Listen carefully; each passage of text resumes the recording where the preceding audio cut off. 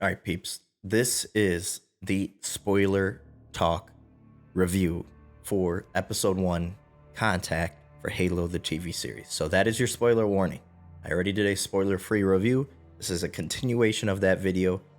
As you guys see, I'm wearing the same stuff. I could be wearing the same stuff on a different day, but I'm not.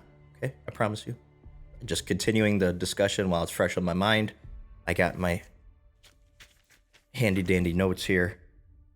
So as we saw in the beginning of the show, starts out on the planet Madrigal, where there's a bunch of insurrectionists living there, and that's where we see one of the main characters of probably the series itself, but definitely of episode 1 is Quan, and she is an insurrectionist. Her dad is the general of the insurrectionists there on Madrigal, and they're like drug farmers basically. Like there's these drugs. I think they said heavy hydrogen, which can power UNSC ships, but it's also a drug. So they have that there on their planet, and I thought it was really cool. On the colony, they're like sitting there playing cards, and then they're talking about the legend of the Spartans, and like one Spartan is worth 100 Marines, and so on and so forth. And like, yeah, there's a difference between Marines and Spartans. Spartans don't die, like they're unkillable. Like there's this legend about these Spartans, and as we know from the lore, even though it doesn't relate to the show, I'm sure certain things will still carry over, like that the Spartans were created to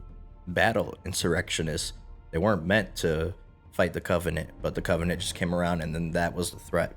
Yeah, and the first thing that struck me in this show, so Quan and her friends are running around, and then all of a sudden we have them coming across Covenant. Well, not just not the Covenant, just elites, which I found was interesting. Like, I don't know where the grunts are. I don't know where jackals are. I hope we get those other alien types in this show. I hope the Covenant isn't just the prophets and the Sangheili, but we'll see about that.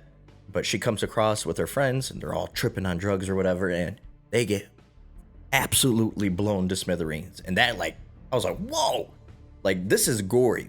This made me want a gory Halo game again so bad. Like, this is way more gory than the games ever were. Like, people's legs are getting blown off, and like blood's everywhere, and like they come out with their plasma weapons, and they're just disintegrating people. I thought that was really cool. Now, then Quan runs to tell her dad, like, listen, we're under attack. She sets a flare. They get ready for battle. They think it's UNSC. It's not. And she's telling her dad, it's not UNSC. Like, this is something else. And then you get the badass intro of the elites walking, and the guys are shooting at them, and they're doing, this is my one major problem with this action scene. They're doing no damage. Like, none. Their weapons are doing nothing for whatever reason to the elites. Now, we know elites have energy shields, so you gotta break their shields, blah, blah, blah, blah, blah. But then, the Spartans come down, and the Spartans even at some point, like, Chief picks up a mounted machine gun that the insurrectionists were using and starts just unloading and killing a bunch of elites with it. The same mounted machine gun that the insurrectionists had, that they were lighting up the elites with, that wasn't doing any damage for whatever reason. Maybe they didn't hit him long enough with the turret. Who knows what the explanation is. That's why I tell you, like I said in the spoiler free review, you have to turn your brain off for some of this stuff. Some of it's just not going to make sense. I did think the elites were a little bit, like, the design they're a little bit thick. There's some thick boys in there. They're like not as agile looking. They're very thick. Their armor is very, like, I've seen a lot of people compare them to brutes, more akin to brutes, and I could see that. I could definitely see that comparison more than to the agile elites. But once they get fighting, man, and once Silver Team drops down, I thought it was really cool. I really loved the action there, and the elites were scary. And you even hear callbacks like, I heard a war, and I was like, oh, I heard that. That's from the game. And they do this is not a natural formation. Like, there's a lot of callbacks to the games. Whether it's gun sounds or the shield sounds, the HUD. There's certain things they do with the HUD that is really cool. I could have done without the whole first person scenes, a la the Doom movie, which actually I haven't watched the Doom movie in a long time, but back when I was a kid, I was like, man, that is a cool ass scene. But it was kind of some of the CGI in the show is definitely hit or miss, but it's not like it's a low budget show, but obviously that stuff is very expensive. So you know, all in all, the action, it starts out with a bang, and before the credits, the intro rolls. And I thought the intro was pretty cool too. It's short and sweet, but it's just Chief getting his armor put on him, and you can see the scars on his back and stuff from the augmentation process. So I thought that was really cool. And they even call Chief a demon in this as well, so that was really cool. Nice little callback to the games. There was about 20 elites that dropped down, and they killed 150 civilians. Quan is the only survivor. Chief saves her and brings her back on the ship with them. They go to the cave that the elites were experimenting, where Quan and her friends originally came across the elites, and they find this artifact there, and Chief touches it, and it unlocks like memories. He sees a family. Little does he know that's his family, and basically that his memory has been wiped by the UNSC, and he's getting these memories coming back to him, and he's starting to feel things. Like Chief is almost a robot up until then. He is a killing machine. He is a soldier, and that's all he cares about. But when he starts to see these things and he starts to interact with Quan, you see the more human side of Chief, which is why I compared it to Halo 4's Chief. And yeah, he even does even has a joke in there. Some people are like, man, Chief would never joke. Chief jokes all the time in the games. I thought I'd mix things up a little bit, shoot my way out. That's Chief cracking a joke. Him in Halo CE tossing the grenade up in the air. Yeah, I got an idea. I got an explosive right here. There's those moments in the games, and he does a little dry sense of humor here in the show as well, which I thought was cool. A lot of people have problems with him taking his helmet off, and I get why he took his helmet off. I did not expect it so early in the show. I really didn't. I did not expect this to happen. Episode 1, I thought they might build up to it like Mandalorian did. I definitely got Mandalorian vibes with Chief in his suit, almost the same voice. There was some really other cool sounds, like the active camo when the elite is watching Chief touch that artifact. A lot of people are saying that could be Thel or the Arbiter that will later become the Arbiter. I thought that would be really cool, especially if we get that kind of look into the Arbiter side of things. Honestly, I thought Chief's armor looks really good in this. I really love the design. We get to see Reach and Admiral Parangoski on how she's interacting with Halsey, and it's weird. I'm guessing that's Cortana that Halsey's working on. We see a real life person. It almost looks like a clone of Halsey, just bald, and she's like, I told you to shut that down or whatever. We'll cease your funding. Guessing that's the Cortana project. We'll have to wait and see if that's what it actually was or if it's something else. They don't really give us much on that. That's kind of where it starts to lull a little bit, is when there isn't action on screen and you're talking about the UNSC. So obviously the UNSC is the big bad guy of the universe to people. It actually really reminded me of Gears a little bit, with the Coalition of Ordered Governments, the COG, how people really don't like them. They don't want the military interfering. So that dynamic was kind of cool. And they try to get Quan to speak up and tell other insurrectionists, around the universe, that the UNSC isn't all bad, and that the Covenant are here and they're hurting people, and they're gonna be killing people, and we need to band together. UNSC isn't the bad guy. We need to work together to defeat this common enemy. And Quan's like, nah, I'm not gonna do that. You guys, my father just died, and we find out later that the UNSC killed Quan's mother, which Chief was actually one of the ones that was there. He killed her mother. So there was kind of that dynamic to go through. And she even pulls out a battle rifle on Chief while they're on the ship. And it's like, hey, I could kill you. And he's like, dude, you're not going to get through this Mjolnir armor. You're not going to put a dent in it with that. He's like, if you want to kill me, you're going to have to shoot here. And he takes off his helmet. We see Chief. And that's where I was like, damn, they're doing it already. But I get why he did that. Not only does he basically do it to show... A lot of people kind of overlooked. This is my interpretation. A lot of people overlooked it, like, yeah, what a stupid thing. Why would he take off his helmet so that she could kill him? I don't think he thinks that she's going to kill him at all. I don't think he feels threatened by her.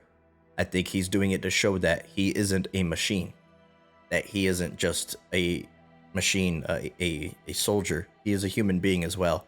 And he's showing her, because earlier he makes that joke, like, yeah, I like nuts, bolts, and microchips. That's what I like to eat. It makes Chief sound like a machine. And him taking off his helmet is showing, listen, I'm a human too. Okay, I have emotions too. I am like you. We are both part of the human race. And that's really where I thought that it was okay for him to take his helmet off. I know a lot of people have problems with that. I don't. So there's that. We also get to see High Charity and Mercy, the Prophet of Mercy, talking to the human, one of the human. We've all heard of this human character that the Covenant basically adopted. I still don't get the point of her character exactly, why she needs to be there. That's another one of the plot points where I'm just like, I could have done without that, you know. But I'm not gonna judge it till I wait and see this character arc. I'm definitely interested in seeing where that goes. But the rest of the Silver Team too. Talk about that.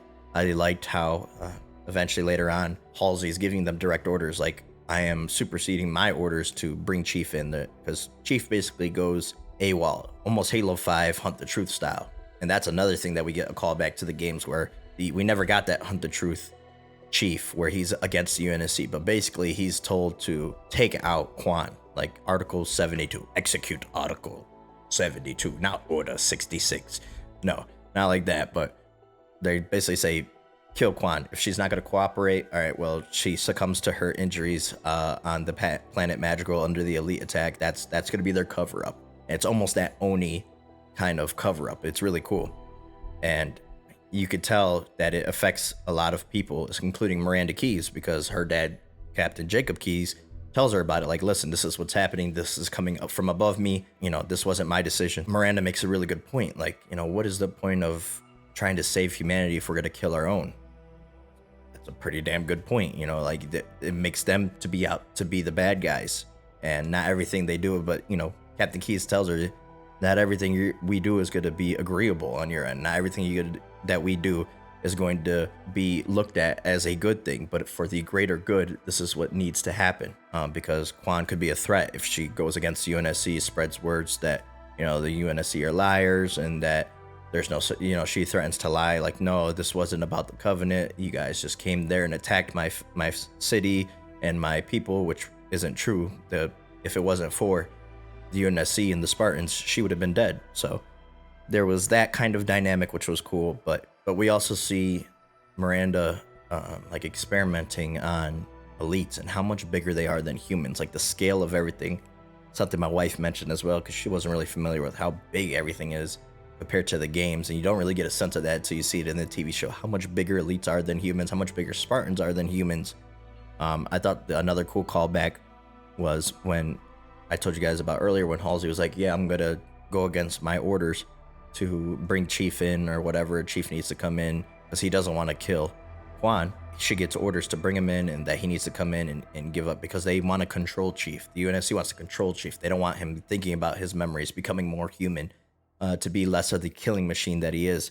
She tells Silver Team, like, listen, if these Marines start to shoot at Chief, full permission, you protect the Chief. And they agree. They're like, yeah, they ain't going against our boy. Like, if they start shooting at Chief, then they're our enemy too, because Chief has done so much for humanity. I thought that was really cool as well. And we see these Spartans, much like Halo 4, getting their armor put on the machines there, like Iron Man style, each piece getting put onto the Spartans. I thought that was a cool little callback. And I also thought it was really cool how heavy the Spartans were. In every scene, you could just like feel the crunch beneath every step that they took. You could hear the sound of how heavy they were. It was very, very cool. All in all, I did have some problems, obviously, like with the insurrections, is not being able to do it. If they were able to take down like one elite, or even just break the shield, like to show that they were actually doing damage, it wasn't believable that they couldn't do anything to the elites. And then all of a sudden the Spartans started using the same weapons and they're killing elites. So I thought that was kind of weird. And then some of the writing just felt, especially the Miranda lines. I'm still not that big of a fan of the Miranda character yet. I thought Halsey was really good. I thought Keyes was actually really good. I like the actor who played Keyes. He's very stoic. He's very firm, and he looks like a leader, So I thought that was cool. And Parangoski, like, there is a lot of different accents, so it could be hard to understand some things. You might want to have subtitles on. There are definitely a lot of accents, and when Chief and Silver Team are talking through their helmets, some things could be hard to understand. We'll have to see if there's maybe better audio mixing with the rest of the show. That's all I gotta say about the recap for episode 1, and hopefully episode 2 is as strong a start as episode 1. Let me know what you guys think in the comment section down below. Try to keep it as spoiler free in the first video. This one, there's going to be spoiler warning, so people should know that the comments shouldn't be safe in this video either. But hope to catch you guys on either a previous video of mine or a future video of mine. Till that time comes, I'm your boy Patman, and I'm out.